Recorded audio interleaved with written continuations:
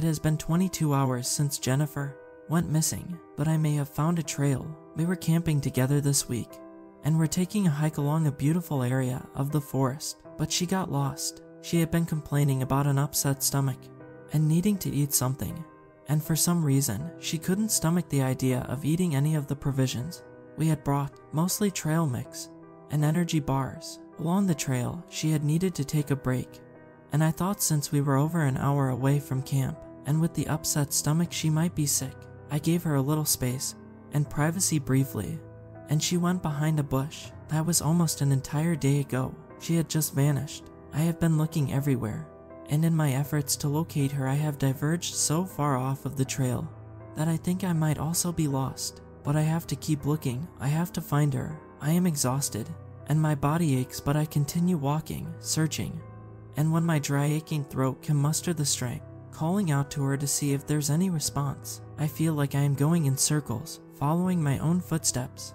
What I thought was a trail turned out to be nothing, and worse, I hear the roar of thunder in the distant mountain, and know that rain is not too far off.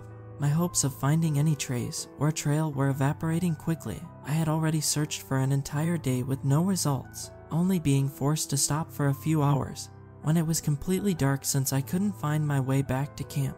I had no replacements or batteries if my only light source went out, and had to use it sparingly. Indeed, I would likely only get more lost if I wandered into the darkness alone. Alone, just like Jennifer was. I suppressed a shudder and felt a deep sadness and fear wash over me, thinking about how she must be feeling. I felt terrible holding off my search for even a minute. If she was in trouble, I pictured her smile, her beautiful blue eyes, so full of love, her auburn hair silhouetted, as it often was by the frequent backgrounds of the many scenic forests and places of natural beauty we both loved so much. Why did you have to get lost? Why can't I find you? I thought hopelessly. It was not like her. She was always the survivalist. She camped out here way more than I did, many times on her own. She would always say she liked to challenge herself, and that sometimes, when I asked to come, she would explicitly state that she needs to do this alone. Just then I see something that snaps me out of my reverie. It is on the ground near a path.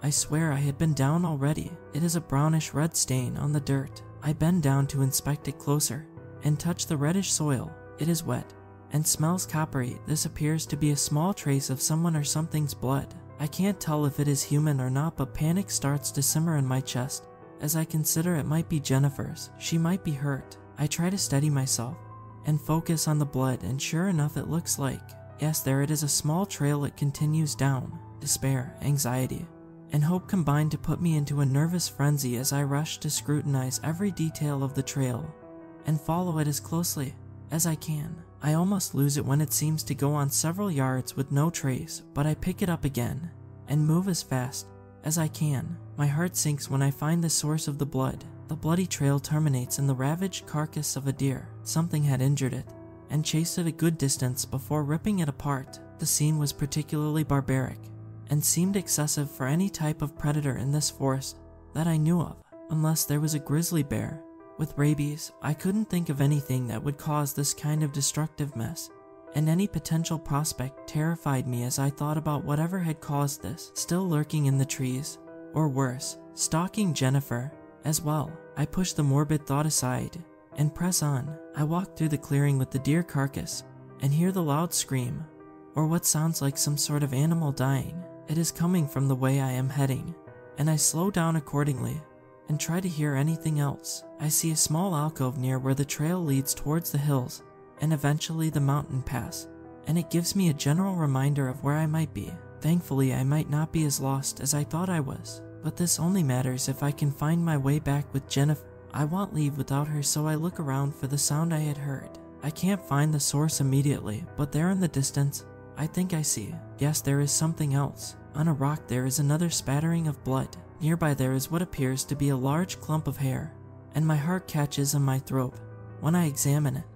And it is indeed human hair, light auburn hair, the same color as Jennifer's. I try to quell my rising panic. I need to find her fast. Who knows what might be after her? I look down and see that fortunately the blood is once again leaving another trail leading out of the clearing and up towards the hills. I follow it and it winds up the hills, almost following the paths serpentine suggestion perfectly like the sanguine trail has its own sentience, as it leads to my unknown destination. I am halfway up the hill when the rain begins. I start to run, moving as fast as I can and losing the trail at one point in my haste, since I know it will soon vanish completely.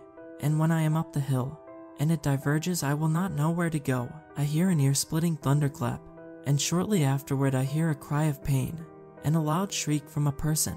A woman. Jennifer, it's you, I found you. It must be her. I sprint up the hill as fast as my tired limbs will carry me. I slip and almost fall off the sheer cliffside as I have ascended a good portion now. I manage to pull myself up with my fingers slipping on the wet rock and mud. I run up the hill, each portion of the bloody trail growing fainter and harder to see as it slowly fades away in the rain. I reach the top and there is a large natural cave up here, the mouth of which seems to glower ominously me as I pause only for a moment outside. Then I rush inside when I see, as I half expected as soon as I saw the cave, a faint bit of blood near the entrance. Further into the cave I spy a glimmer of light. I can scarcely believe it, but as I cautiously step closer, yes, there is a small campfire in here. It must be her, I say aloud, and start rushing forward. The stillness of the cave's ambience is broken by a tortured scream, and now that I am this close I see the source. I freeze in my steps, my mouth hangs open, and I look on in silent terror at the sight before me. Something humanoid sits crouched near the campfire, its hands clutching what appears to be a large dead wolf. There is a wet crunching sound, and a sick tearing and sucking noise as it bites, tears, strips, and consumes large chunks of meat from the poor animal. The figure is slight, and appears to be covered in crude homemade leathers, and large portions of various animal bones and pelts. Around the small campfire is a veritable boneyard of stripped animal skeletons, many looking recently flensed. Blood is everywhere coating the walls and the floors, and a small pool in the center leads a gentle incline to funnel it into a morbid river out of the cave mouth and down the hill. To my dawning horror I look at what is next to the figure and stifle a gasp. It is what appears to be the eviscerated body of a park ranger, the tattered remnants of the uniform still visible among the destroyed body of what remains. I know I am in danger, but I have to see while this thing is distracted. I have to see if Jennifer is here alive or dead. I must know. I summon my courage and step forward carefully and quietly. I see several parts of human bones, and some still intact, but largely eaten bodies. None of them looked like Jennifer's. Then I make a mistake and miss a brittle bone on the floor, and it loudly crunches under my boot. The figure looks over and drops its meal and stands upright. It slowly turns to regard me, and when I look upon its face I fall to my knees. Horror and joy mix to form a confusing turmoil of emotion in me. All I can do is stare dumbly at that face, the beautiful face with loving blue eyes, now contorted in feral concentration, the soft auburn hair, now matted in blood, even saturated in blood and viscera, and wearing fragments of animals and humans. I knew it was her. I couldn't speak, so Jennifer spoke to me. I am sorry, you were not supposed to find me. I told you I needed to do this alone like I always do, but you insisted, so I tried to sneak away. I am just so hungry, I need to eat. I can't control it. I needed you to stay away. She steps towards me and licks her lips. I can hear the blood coursing through your veins. I can taste it on the air. She takes another step.